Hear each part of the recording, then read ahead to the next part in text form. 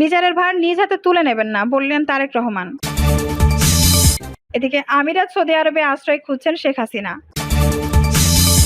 জানাবো অন্তর্বর্তীকালীন সরকারের শপথ বৃহস্পতিবার রাত 8টায়। এদিকে স্বৈরাচারের কবল থেকে মুক্তি পাওয়া জাতির মধ্যে আতঙ্ক কেন, প্রশ্ন জিএম কাদেরের। জানাবো রংপুরের এমপির আত্মগোপনে দেখা মিলছে না পদধারীদেরও। এবং সর্বশেষ জানাবো সব পুলিশ সদস্যকে 8 আগস্ট সন্ধ্যার মধ্যে কর্মস্থলে ফেরার নির্দেশ। দর্শক শুনছিলেন সংবাদ শিরোনাম, এখন বিস্তারিত। বিচারের ভার নিজ হাতে তুলে নেবেন না, বললেন তারেক রহমান।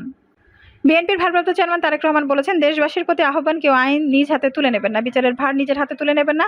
মনে রাখবেন, নৈরাজ্যের বদলে নৈরাজ্য কোনো সমাধান নয়। বাংলাদেশে স্বৈরাচারের কবল থেকে স্বাধীন হয়েছে মন্তব্য করে বিএনপির ভারপ্রাপ্ত চেয়ারম্যান বলেন, এর জন্য অনেক প্রাণ বিসর্জন দিতে হয়েছে, আহত হয়েছে অনেকে। গণতন্ত্রের বিজয়ের ইতিহাসে এই মানুষগুলো অমর হয়ে থাকবেন। তিনি বলেন, 52, 71 কিংবা 90-এর মতো দেশের ছাত্র সমাজ বিজয়ের অমর একটি ইতিহাস রচনা করেছেন। ছাত্র জনতার ঐক্যবদ্ধ বিপ্লবের মধ্য দিয়ে অর্জিত হয়েছে নতুন বিজয়। এজন্য গণতন্ত্রকামী সব দলগুলোর পক্ষ দলমত নির্বিশেষে দেশের সবাইকে ধন্যবাদ জানায়। তারেক রহমান বলেন, শেখ হাসিনার পতনের মধ্য দিয়ে হাজারো শহীদের রক্তরঞ্জিত বিপ্লবের প্রথম ধাপ সফল হয়েছে মাত্র। ছাত্র জনতার এই রক্তঝরা বিপ্লবের চূড়ান্ত লক্ষ্য একটি বৈষম্যহীন গণতান্ত্রিক বাংলাদেশ। তাই বিপ্লবের লক্ষ্য বাস্তবায়নে দ্রুততম সময়ের মধ্যে জাতীয় নির্বাচন অনুষ্ঠিত করতে হবে। দ্রুততম সময়ের মধ্যে জনগণের ভোটে নির্বাচিত প্রতিনিধিদের কাছে ক্ষমতা হস্তান্তর করতে হবে। দেশের গণতান্ত্রিক পরিবেশ বিনষ্ট করতে হবে। একটি চক্র কাজ করছে দাবি করে তারেক রহমান বলেন, প্রশাসনের প্রতি আহ্বান, আইন শৃঙ্খলা পরিস্থিতি শক্তভাবে নিয়ন্ত্রণ করুন। কারোর প্রতি যেন অবিচার না হয়, কেউ যেন নিরাপত্তাহীনতায় না থাকে। সবার আগে সেটি নিশ্চিত করতে হবে। ষড়যন্ত্রের কারণে আমরা আমাদের এত বড় অর্জন বিনষ্ট হতে দিতে পারি না। বিএনপির ভারপ্রাপ্ত চেয়ারম্যান বলেন, দেশের বর্তমান পরিস্থিতিতে বিএনপি সহ দেশের গণতন্ত্রকামী সব দলের নেতাকর্মীদের প্রতি আহ্বান, ষড়যন্ত্রকারীদের নৈরাজ্যের কাছে আমরা হার মানতে পারি না। গির্জা, মন্দির, প্যাগোডার নিরাপত্তা দিন। ধর্ম, বর্ণ, বিশ্বাস নিয়ে মানুষকে মাপা যাবে না।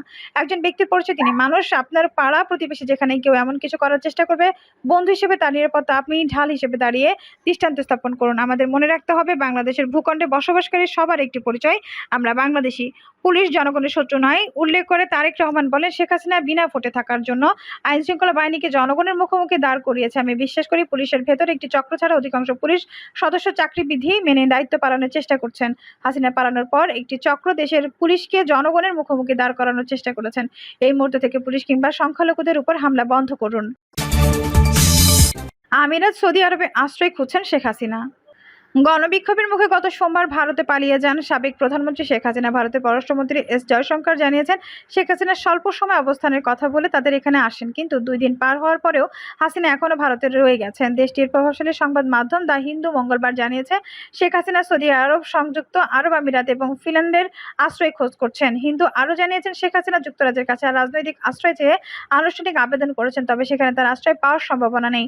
যদিও হাসিনার বোন শেখ রেহানা যুক্তরাজ্যের নাগরিক এবং তার মেয়ে টিউলিপ সিদ্দিক সেখানকার ক্ষমতাসীন দলের সংসদ সদস্য এবং জুনিয়র মন্ত্রী। উল্টো যুক্তরাজ্যের বর্তমান সরকার হাসিনার বিরুদ্ধে আন্তর্জাতিক তদন্তের জন্য চাপ দিতে পারে বলেও জানিয়েছেন দেশটির এক সরকারি কর্মকর্তা। ইউরোপের মধ্যে হাসিনার পরবর্তী গন্তব্য হতে পারে ফিনল্যান্ডের রাজধানী হেলসিঙ্কি।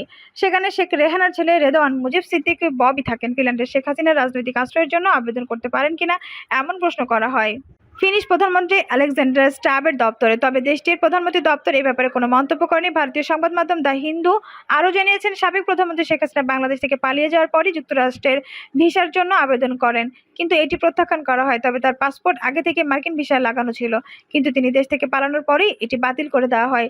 যুক্তরাষ্ট্রের পক্ষ থেকে জানানো হয়, যেহেতু হাসিনা প্রধানমন্ত্রীর পদ থেকে পদত্যাগ করেছেন, তাই তার এই ভিসাটি আর বৈধ থাকছে না। যুক্তরাষ্ট্রের ভার্জিনিয়ার বসবাস করেন শেখ হাসিনার ছেলে সজীব ওয়াজেদ জয়। যদি হাসিনা দেশটিতে যেতে পারতেন তাহলে তিনি হয়তোবা সজীবের বাসায় উঠতেন। তাই হিন্দুর প্রতিবেদনে আরও জানানো হয়েছে, শেখ হাসিনা যদি বেশি দিন ভারতে থাকেন তাহলে এটি ভারতের জন্য বিব্রতকর হবে, কারণ বাংলাদেশের নতুন সরকার শেখ হাসিনাকে বিচারের মুখোমুখি করতে ফেরত চাইতে পারে। ঠিক এই কারণেই শ্রীলঙ্কার সাবেক প্রেসিডেন্ট গোতাবায়া রাজাপাকসে এবং আফগানিস্তানের সাবেক প্রেসিডেন্ট আশরাফ ঘনিকে ভারত আশ্রয় দেয়নি। অন্তর্বর্তীকালীন সরকারের শপথ বৃহস্পতিবার রাত 8টায়। আগামীকাল বৃহস্পতিবার রাত 8টায় অন্তর্বর্তীকালীন সরকারের শপথ অনুষ্ঠিত হতে পারে বলে জানিয়েছেন সেনাবাহিনীর প্রধান জেনারেল ওয়াকার উজ্জামান। সেনাদের এক সংবাদ সম্মেলনে তিনি এসব কথা জানান। এক প্রশ্নের জবাবে সেনাপ্রধান বলেন, আগামীকাল শপথ অনুষ্ঠানের জন্য যথাসাধ্য চেষ্টা করছি। একটা প্রস্তাব ছিল বিকেলে করার, সেটা অত্যন্ত টাইট শিডিউল হয়ে যায়, কারণ ডক্টর মোহাম্মদ ইউনূস 2:10 দিকে দেশে আসবেন। এর পরপর আয়োজন করা কঠিন। এর জন্য রাত 8টার দিকে আয়োজন করতে পারি। মোট 400 জন লোকের আয়োজন থাকবে। অন্তর্বর্তীকালীন সরকারের আকার কেমন হবে এমন প্রশ্নের জবাবে তিনি বলেন, আমার ধারণা আপাতত 15 জনের মতো হতে পারে, তারপরে 2-1 জন যোগ হতে পারে। তিনি আরো জানান, ডক্টর মোহাম্মদ ইউনূসের নেতৃত্বাধীন সরকারের সব ধরনের সহায়তা করবে সশস্ত্র বাহিনী। রাজধানী সহ সারা দেশে বিভিন্ন স্থানে ধ্বংসস্তূপ পরিষ্কার এবং রাস্তাঘাটে ট্রাফিক নিয়ন্ত্রণে শিক্ষার্থীরা যে ভূমিকা রাখছে তা অব্যাহত রাখার অনুরোধ জানিয়েছেন সেনাপ্রধান জেনারেল ওয়াকার উজ্জামান। তিনি বলেন, ছাত্ররা আমাদের সাহায্য করছে, গ্রামেগঞ্জে ছাত্ররা কাজ করছে, তাদের ধন্যবাদ জানায়। একই সঙ্গে গুজবে কান না দেওয়ার জন্য সবার প্রতি অনুরোধ জানিয়েছেন সেনাপ্রধান। তিনি বলেন, সেনাবাহিনী সবসময় জনগণের সঙ্গে আছে এবং থাকবে। তিনি আরও জানান, ডক্টর ইউনূস আগামীকাল আসবেন, আমি তাকে বিমানবন্দরে রিসিভ করব। আশা করি আগামীকাল 8 আগস্ট রাত 8টায় অন্তর্বর্তী সরকারের শপথ অনুষ্ঠিত হবে। স্বৈরাচারের কবল থেকে মুক্তি পাওয়ার জাতির মধ্যে আতঙ্ক কেন? প্রশ্ন জি.এম. কাদেরের। শেখ হাসিনা সরকারের পতনের মধ্য দিয়ে স্বৈরাচারের কবল থেকে মুক্তি পাওয়া জাতির মধ্যে আতঙ্ক থাকবে কেন এমন প্রশ্ন রেখে জাতীয় পার্টির চেয়ারম্যান জি.এম. কাদের দ্রুত দেশের আইনশৃঙ্খলা পরিস্থিতি নিয়ন্ত্রণে সংশ্লিষ্টদের দৃষ্টি আকর্ষণ করেছেন। রাষ্ট্রপতির সঙ্গে শিক্ষক প্রতিনিধি সহ বৈষম্য বিরোধী ছাত্র আন্দোলনের নেতারা ও 3 বাহিনী প্রধানের বৈঠক। দেশের অন্তর্বর্তীকালীন সরকারের প্রধান হিসেবে নোবেল বিজয়ী অধ্যাপক ডক্টর মোহাম্মদ ইউনূসের নাম চূড়ান্ত হওয়ায় স্বস্তি ও আনন্দ প্রকাশ করেন তিনি। অন্তর্বর্তীকালীন সরকার হিসেবে নোবেল বিজয়ী বিশ্ববিখ্যাত অর্থনীতিবিদ ডক্টর ইউনূসের নাম প্রস্তাব করা বৈষম্য বিরোধী ছাত্র আন্দোলনের নেতাদের ধন্যবাদ জানান জি.এম. কাদের। জীবন্ত কিংবদন্তি ডক্টর ইউনূস আমাদের অহংকার, ধন উল্লেখ করে তিনি বলেন, ডক্টর ইউনূস ক্ষুধা ও দারিদ্র্য বিমোচনে, ক্ষুদ্র ঋণ এবং সামাজিক ব্যবসার যে ধারণা প্রবর্তন করেছেন তারা সারা বিশ্বের সামনে এক অন্য মডেল। বিশ্ববাসীর কল্যাণে ডক্টর ইউনূসের প্রতিটি কর্মকাণ্ড ঈর্ষণীয় সাফল্য পেয়েছে। গোলাম মোহাম্মদ কাদের বলেন, ডক্টর ইউনূসের বিকল্প হয় না, তার নেতৃত্বকে সহায়তা দিতে জাতীয় পার্টি প্রস্তুত। তিনি আশা প্রকাশ করেন বলেন, দেশের শান্তি, সমৃদ্ধি ও স্থিতিশীলতা ফেরাতে ডক্টর ইউনূস সফল হবেন। তার নেতৃত্বে ন্যায় বিচার ভিত্তিক সমাজ প্রতিষ্ঠার অভিযাত্রা শুরু হবে। দেশের আইনশৃঙ্খলা পরিস্থিতি অত্যন্ত নাজুক হয়ে পড়েছে উল্লেখ করে তিনি বলেন, বিভিন্ন প্রান্ত থেকে খুনোখুনি, চুরি, ডাকাতি ও হাইজ্যাকের খবর আসছে। দেশের মানুষ আতঙ্কিত হয়ে আছে। স্বৈরাচারের কবল থেকে মুক্তি পাওয়া জাতির মধ্যে আতঙ্ক থাকবে কেন? দেশের আইনশৃঙ্খলা পরিস্থিতি নিয়ন্ত্রণে সংশ্লিষ্টদের দৃষ্টি আকর্ষণ করছেন জাপা চেয়ারম্যান। রংপুরের এমপিরা আত্মগোপনে দেখা মিলছে না পদধারীদেরও। ছাত্র জনতার রক্তস্নাত গণ অভ্যুত্থানে সরকার প্রধানের দায়িত্ব থেকে পদত্যাগ করে দেশ ছেড়ে পালিয়েছে আওয়ামী লীগ সভাপতি শেখ হাসিনা। সঙ্গে নিয়ে গেছেন তার ছোট বোন শেখ রেহানাকেও। বিদেশে পাড়ি দিয়ে জনরোষ থেকে শেখ হাসিনা ও তার পরিবার বাঁচলেও অভাবনীয় মহাবিপদে পড়েছেন তার সরকার থাকা এমপি, মন্ত্রীসহ দলীয় নেতাকর্মীরা। শেখ রেহানা পলায়নের পর চলমান পরিস্থিতিতে বিভাগীয় জেলা রংপুরেও টানা 16 বছরের ক্ষমতায় দম্ভিকতায় থাকা আলোচিত নেতারা আত্মগোপনে চলে গেছেন। অভিভাবক শূন্য সংকটময় এই দিনগুলোতে বাড়িঘরে হামলা, ভাঙচুর, অগ্নিসংযোগ ও লুটপাটের ঘটনায় চরম নিরাপত্তাহীনতায় ভুগছেন তাদের কর্মী সমর্থকেরা।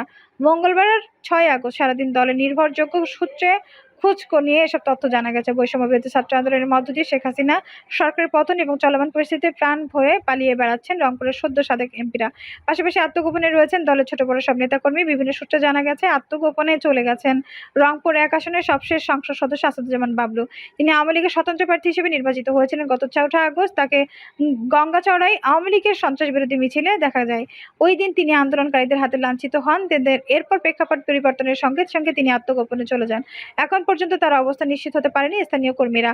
শুধু বাবলুই নয়, সাবেক উপজেলা চেয়ারম্যান রুহুল আমিন সহ আওয়ামী লীগের দলীয় অনেক নেতা এখন আড়ালে চলে গেছেন। গাঙ্গাচড়ায় বড় ধরনের কোনো সহিংসতা না ঘটলে এখন পর্যন্ত ঘটেনি, তবে 2-1 জনের বাড়িতে হামলা ও ভাঙচুরের খবর পাওয়া গেছে। এদিকে রংপুর 2 আসনের সংসদ সদস্য আবুল কালাম মোহাম্মদ আহসানুল হক চৌধুরী ডিউক, তিনিও লাপাত্তা রয়েছেন। আওয়ামী লীগ যুবলীগের এই প্রেসিডেন্টের সদস্য আত্মগোপনে থাকলেও তিনি এখন পর্যন্ত নিজেদের নির্বাচনী এলাকার অবস্থান করছেন। তিনি নিরাপদে রয়েছেন বলে জানা গেছে, তবে তিনি ঠিক কোন জায়গায় অবস্থান করছেন তা নির্দিষ্ট করে জানা যায়নি। আওয়ামী লীগ সরকার পতনের পর থেকে 3 দফার ডিউট চৌধুরী বাসায় হামলা, ভাঙচুর ও অগ্নিসংযোগ করে মালামাল লুট করা হয়। এছাড়া উপজেলা চেয়ারম্যান ফজলে রাব্বি সুইট, পৌর মেয়র টুটুল চৌধুরী, সাবেক মেয়র উত্তম কুমার সাহা, উপজেলা যুবলীগের আহ্বায়ক পলিন চৌধুরী সহ সান্টে চৌধুরী ও লিটন চৌধুরী বাসার বাড়িতে হামলা ও ভাঙচুরের ঘটনা ঘটেছে। অগ্নিসংযোগ করা হয়েছে মোটরসাইকেল সহ বিভিন্ন যানবাহনে। এরপর এই ঘটনার পর থেকে গা ঢাকা দিয়েছেন আওয়ামী লীগ সহ অঙ্গ সংগঠনের দলীয় পদধারী নেতারাও। সাবেক বাণিজ্য মন্ত্রী টিপু মুনশিও নেই তার সংসদীয় এলাকায়। শেখ হাসিনা পলায়নে তিনি এখন কোথায় রয়েছেন জানে না স্থানীয় নেতারা, তবে এটি সূত্র জানিয়েছে টিপু মুনশি ঢাকার রয়েছেন। বিক্ষুব্ধ জনতা তার নগরীর বাসায় হামলা ও ভাঙচুর করেছেন।